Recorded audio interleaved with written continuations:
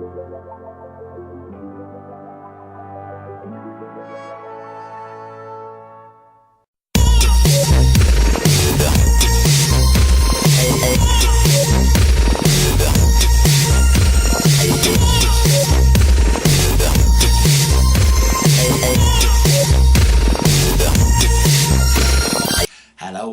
all, and welcome to another Cymru Nerd Cave presented by myself, Dreadwind, aka Glenn. How you doing, everybody?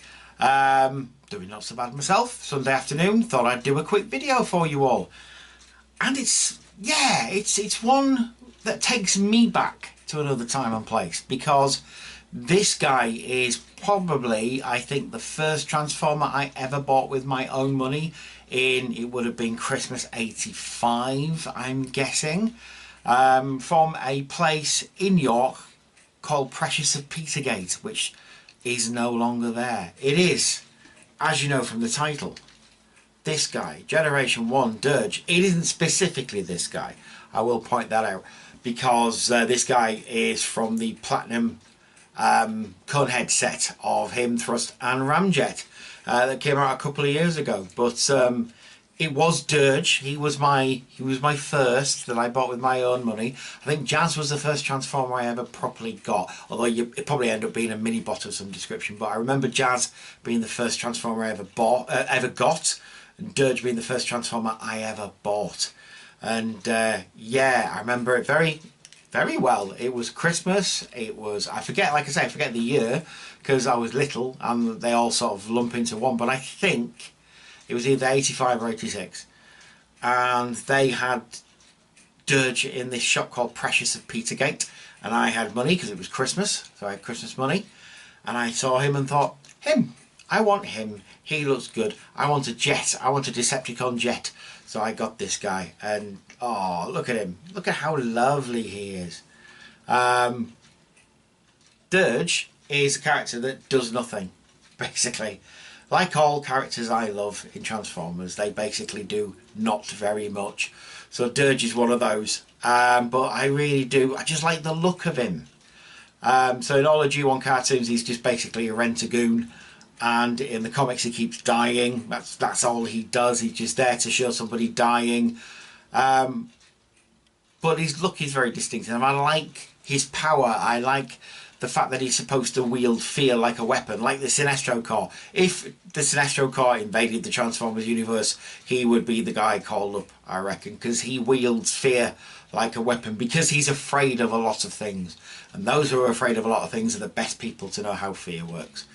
He can emit a low rumble from his engines, which basically interferes with the fear centers of organic brains and makes them vulnerable to attacks by fear. And excuse me, that's an actual scientific thing. I remember years ago watching a documentary about this company, and they had a building which nobody wanted to go into the basement because they felt feelings of dread whenever they entered this basement. And it turned out the fluorescent lighting was actually emitting an infrasound rumble, which meant that when people went in there, they did actually, because of the stimulus to their brains, feel dread, feel fear. So it's something that has been borne out. It's something that happens. Infrasound causes fear. So yeah, he does that. And it's a power that's really good, because if you can paralyze somebody with fear, then you've won half the battle. They'll probably run away. So you don't need to engage them, because let's face it, with his history of dying in every comic and everything he's in, yeah, even Transformers the movie he supposedly died in, though he came back pretty swiftly in Five Faces of Darkness. But he's just a great character, and it's one of those things where I wish he did more. I wish he got more respect, but sadly he does not. His toy is fantastic though, because of course it is. It's the Seeker mold with some variation. So first off, let me get rid of this, which is the wheel. He is a parts former. They're all parts formers. But when I was a kid, you used to open up his cockpit and you used to put his wheel in there. Did you used to do that? I wonder. I'm guessing most people did. But please do let me know in the comments. But he's a modified F-15. And it's a really nice silhouette. It's a really nice look. And like all the Coneheads, they didn't have the standard Seeker wings. He's got different Seeker wings. I'm reliably informed this bit here is called the canard. I'm guessing something to do with ducks, because French for duck is canard. So I'm guessing. But he's got very distinctive wings. You don't often see those sort of wings. You did in 80s planes. There were a few 80s planes that you did, and that's obviously where he comes from, is the 80s. But yeah, it's just a normal fuselage, different wings, different sort of rifles that I've heard them be called. These missiles, I guess. They're not missiles, because the Seekers all had spring-loaded ones. The Coneheads didn't. They all had different things. And I'll show you, if I ever do show the other two Coneheads I have, how different they are. I personally prefer the Coneheads to the Seekers. I just do. I think they're more interesting to look at. I like the colours of the guys. I had more contact with those as a kid than I maybe did with the Seekers, because my friend had Thrust and another had Ramjet. And I had Dirge, so that worked out well. But again, the colours as well make a big difference to this guy. The blue and the gold really pop, and they make him look really, really good. I just love it. I just love the way he looks. The stickers on him, by the way, are Thundercrackers, but in different colours, but they are the same as Thundercracker stickers, which is quite interesting. He has the rubber nose cone, because they all do. He's got the nice Decepticon sticker on his nose cone as well.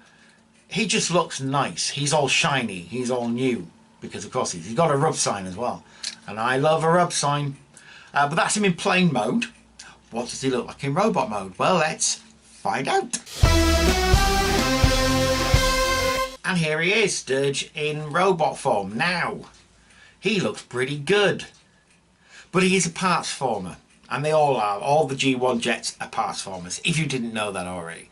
So their fists don't attach to anything in plane mode. You have to keep them separate, which meant that as kids, they always got lost. So if there hadn't been a bajillion reissues of this guy, they would fetch a high price on eBay. Thankfully, that's not the case. Obviously, his rifles come off and attached to his arms. His wings come off as well. So basically, the fuselage transforms, and then all the other bits get put onto him. Yes, it's old-fashioned. Yes, it does mean that parts can get lost. But I still love it, because I just love this mould. I love this thing so much. And just when you see him on a shelf, I don't know, my old G1 heart, my old early 40s heart just glows, because I just like having them.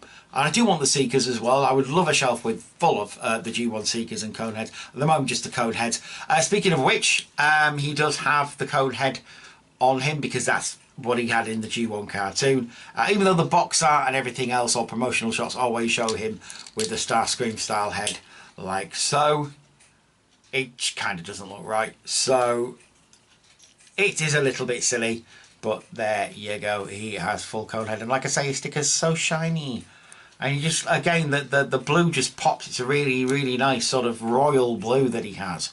Very distinctive, and goes really well with the gold and the stickers, and just everything about this guy looks really, really nice. And if you don't have him in your collection, you need him. If you don't like this version, there's plenty of sort of Henki and Gentai and all kinds of different versions that you can get. A really good one's actually the Energon Cyberplanet Key version. That is quite rare, because I think it was part of a box set release. But it is nice. I used to have it, and I don't have it anymore, sadly. But he is by far, I think, my favourite Seeker stroke Conehead, because he's my first. He's just so, so nice, even though this is the articulation you get on him. Head no turny, nothing. He's G1. Come on now, he's G1. And I do love G1 so, so much. But like I say, if you don't have him, get him. There's plenty of junkers online that you can buy. It just looks so nice on a shelf, like I say, with your G1 stuff. Especially with him in the middle and the other two on the other side. Just saying. But, yeah, that's G1 Dirge. If you don't have him, you need him. That's it from me today. Just a short and sweet one, but I shall be back again next week with something, possibly not even Transformers related next week, but we shall see on that one. In the meantime, please do like, please do subscribe, please do leave a comment down below. Did you have any of the G1 Seekers? Do you like the G1 Seekers? Do you like G1? Please don't say no.